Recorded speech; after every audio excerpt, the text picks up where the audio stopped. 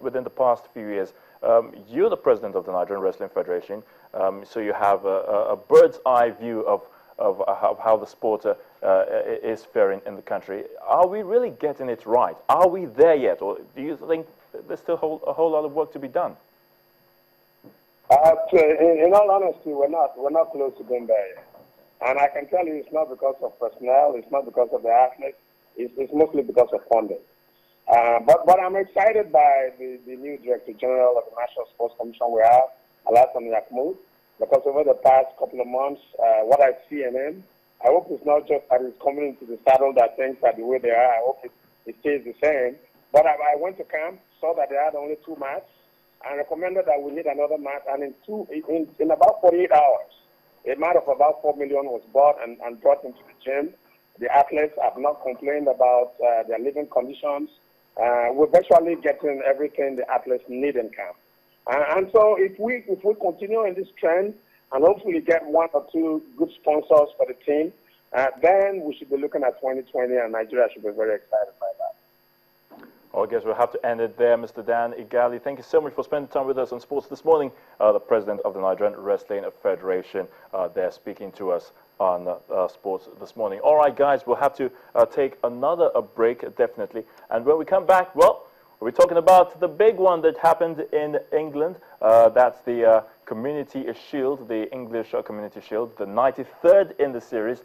And the Gunners, well, they seem to be making a great statement for themselves. They've won it. And what will happen in the coming days when the English Premier League starts? The curtain raise, of course, you know, is the Community Shield. Now they have won it. And for Mourinho and Wenger, well, the rivalry continues. We'll talk about that after this break. And, of course, we shall be taking a look at Rafa Nadal's heroics at the Hamburg Open. So you stay there. Don't go nowhere. I will be right back. These are wild allegations, wide allegations, and we'll have to check them out. And we'll have that done by the Commission as quickly as possible. Very surprised at the numbers that seem to come from the leak from the IAAF. I'm equally sure that they will want to look very closely at this to see if they can determine the source. The spread of the allegations that came from the programme, from the previous programmes, they've widened it. And then if you look at the allegations that have been made on the blood issues, which is very complicated. I'm not a blood scientist, but they're even wider. So that's a concern. But again, I stress that athletes are innocent until proven guilty.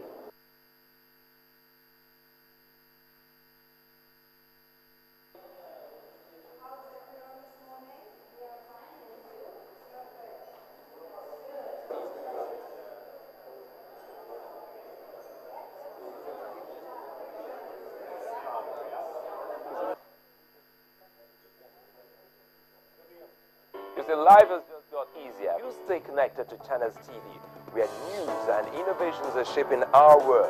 Simply log on to channelstv.com to get the breaking news. Browse the homepage according to what matters to you. Tap on the extended coverage of business, sports, politics, lifestyle, infotech, entertainment, health, world news, and lots more. Click on the live link and see the news in real time. Do you want to watch the latest video of the day? It's just a click away. Friend us on Facebook, YouTube, follow us on Twitter, Google+, participate in Channels TV poll, and share your comments. It's a website you can talk to. Your voice will be heard. ChannelsTV.com. The news at your fingertips.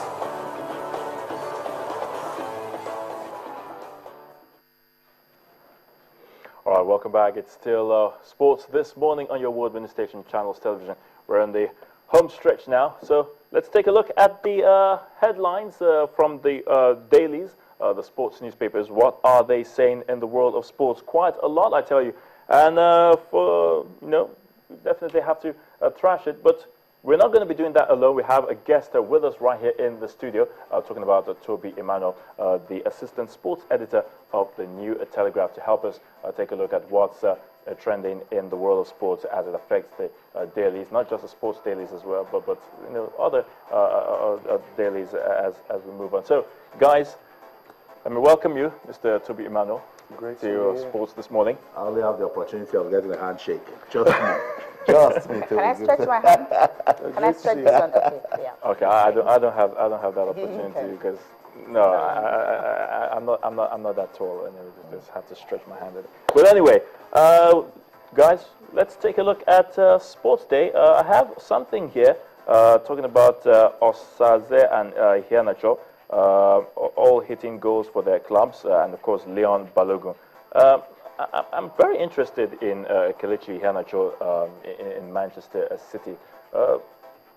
He's been having a couple of games with the club in the pre-season, and he seems to be showing great promise. But we don't know if he's going to, come into the first team. Toby. Well, for Kelechi Iheanacho, he has developed. He has shown within the years that he has come of age. And the good news is that I can authoritatively confirm that he will be invited for the Tanzania match, because when I had a chat with Sunday Olise, he said he's a player he feels can plug in the holes in the midfield, allow Mikel Obi to play as the defensive midfielder. They need an enforcer now that Onazi is out due to red card. So if you have a Kelechi Iheanacho that is an attacking player, even at his club, he's being played as a striker. Now the Eagles midfield, we'll be able to have options. But I think he had issues with his work permit last season, and that's why he has not been able to feature. But he played for the youth team and he did wonderfully well. Now he has come to prove that the guy is a bundle of talent. With time, the guy is going to blossom.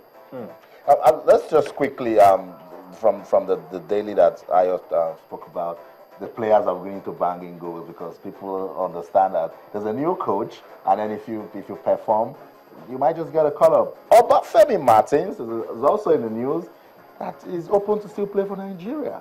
Yeah, he made a statement yesterday saying he never made that statement that he retired.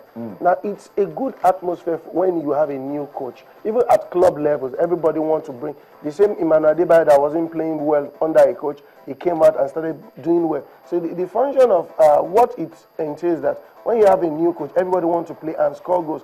Now, Sunday Lise have said he's going to give room for every player, room to every player that is willing to put on the national team. In the past, what we had people, we could select our first 11 because, whether you like it or not, Inyama will be on goal, Ubabuna and Omero will appear there. Say, is it that we have Echejile or Shinawa at the right, at the left? We have, so we know Onazi will play, Mikel will play, and we know Emenike will top strike. But now when you have a new coach, everybody wants to put in their best so that they can prove that they are relevant in the national team. Interesting. How about the Olympic qualifiers, the Super Falcons? Well, they didn't get the job done. I was not disappointed. I was in Canada for the FIFA Women World Cup, and at our group during our group matches, the media that came at the time, they engaged us and they said, "What is the problem of your team?" Because even at the media tribune, our coaching crew, are the least intelligent in terms of tactics. The Australian coach told us, "I took my time to study this your team. I knew that you had a good team from the youth under 17 team, translated to under 20 team last year in Canada, and we took our time to watch. And we know that if Okobi is cage, the passes will not come. Odega, you just get one or two players on Odega because she has the strength and pace and everything. And why is your coach playing assistant Shuala as a winger?" Those were the questions they were asking. So we have a team, but we don't have techniques, we don't have tactics. We just need to put our hearts together concerning the Falcons, because football in Africa has developed. And ironically, most of these players playing for the Equatorial Guinea, most of them are Nigerians. The lady that scored the goal against us came to the national team, but she was too young, and she left and played for the Equatorial. Most of them even play in our league here. Nigerians bear Nigerian name. So it's high time we need to get quickly to get the technical crew, re-gig the technical crew of the Falcons, so that we can get results. It's not just putting a standby coach and allowing them to qualify and not get somebody. It's not what they did with the basketball team. It's okay, we are giving you a team, qualify the team. If you get the job done, then we'll continue. But for Siasia, if you have followed Siasia, you will know that he's a coach that understands qualification, because it's always difficult to qualify from Africa. The problem we had in the last Olympics team was the new qualifier that the CAF introduced. it's being played in a period where all our players will be in Europe. And so what Chelsea did was to make sure to get young players from the league, local players, and play them together so that with time they can blend themselves. And even the first leg, if not that they wasted some scoring chances, we saw this is a team with prospect. There was tactics, there was technique. When they are on the ball, you know there's massive movement from the right to the left. There is understanding, and we saw the technical ability of the coaching crew. All right, let's look at Sporting Live. Yes, Sisi. Yeah, looking at Sporting Live, Wenger snubs Mourinho. That's what I'm taking, because I know the big Arsenal fan and all that. So what happened in this particular one? Yesterday when we were watching, when we saw Wenger coming down to welcome the Arsenal players, in my office we were saying Mourinho is about to do something. And give it to Mourinho. It's part of his lifestyle. This is what, if he had not done that, there's nothing to celebrate. The media, the paparazzi, everybody wants to see what next Mourinho would do. And it's just part of the show. Let the game continue. It's part of the show. But Wenger actually walked on the other side because Mourinho was standing. So Wenger tried to avoid him. Why was he? I think he was a lot of media took it from various perspectives. From different angles, because even from the London Mail and even the BBC and all the top people were there on ground, they were taking, some say it was Wenger that snubbed Mourinho, why some say it was Mourinho that snubbed. But the rivalry between two of them. But the good thing is that if you're fighting a young boy or you're fighting a colleague or beating a colleague, gradually the person will bounce back one day and tell you, bros, I can do this. And that's what Wenger just did. And let's hope it will continue for Arsenal. All right, guys, we're really running out of time, but we have to really talk about the Community Shield. Talking about Mourinho versus Wenger. I'm talking about the head-to-head now between both coaches. As you can see, the stats there. Some of the games that they played in the past in the English Premier League to the League Cups. And for Wenger, like we all know, is the first victory in some 14 attempts. That means he has one victory. Jose Mourinho, on the other hand, has 7 victories over Wenger, while the others have ended in draws, 6 draws. So that means it's still, well, bragging rights. It's still bragging rights for Arsene Wenger. It's a place to start from. Yes. And this season is going to be very interesting. It's going to be interesting. My team for the season is Manchester United because they did some good signings. But the ability to blend together, but don't rule out Chelsea, don't rule out Liverpool. Even though they look like dark horses, don't rule out Arsenal. The league will be open. But one of the big 4 or the big 6 now, as we have in England, will not qualify for the Champions League. And by the way, Arsenal has a better record as well in the Community Shield. They've won it 14 times, as to Chelsea's just 4. And Mourinho only has 1 Community Shield. That was in 2005. For Arsene Wenger, he's had 6.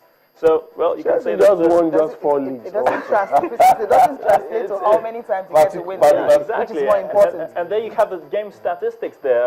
You know, Chelsea having a relatively fair share of possessions, but Arsenal, shots and goal. But the fouls, well, Arsenal seems to have more of that, 12 to 11 yellow cards, 1 apiece for both sides, and of course, no red cards. So you could say it was pretty fair, but at the end of the day, just 1 goal separated the 2 teams. And there you have it, some of the most successful teams in the Community Shield. Manchester United, 20. Actually, they were the first winners in 1908, 1909 when it started. Like I told you, it was the 93rd in the series. Liverpool there with 15. Arsenal of 14. So it just keeps going on.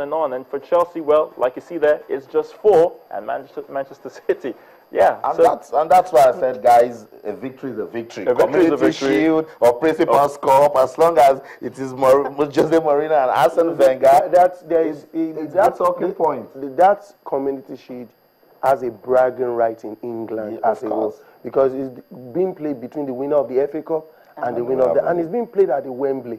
Not all teams have the opportunity, just like the FA Cup plays the final. Even the league, they don't play the final at Wembley. So you come, this is an opportunity for you to showcase, I'm the true champion of England. Man did it for several years, and every year if you win the league, it's always a good thing for you to win the FA Cup. And if you don't win the FA Cup, you always want to bounce back and win the Community Shield. So it's all about winning a trophy at some point or the other. Well, guys, we'll just have to wrap it up there. I guess we've spent quite a lot of time. You know, time flies, they say, when you're having fun right here on Sports this morning. We do hope you've enjoyed the package we brought to you today, but not to worry. We'll be back here same time tomorrow at 9 a.m. to do it all over again. I'm yours truly, Ayotunde Balogun, signing out. Have a pleasant day ahead.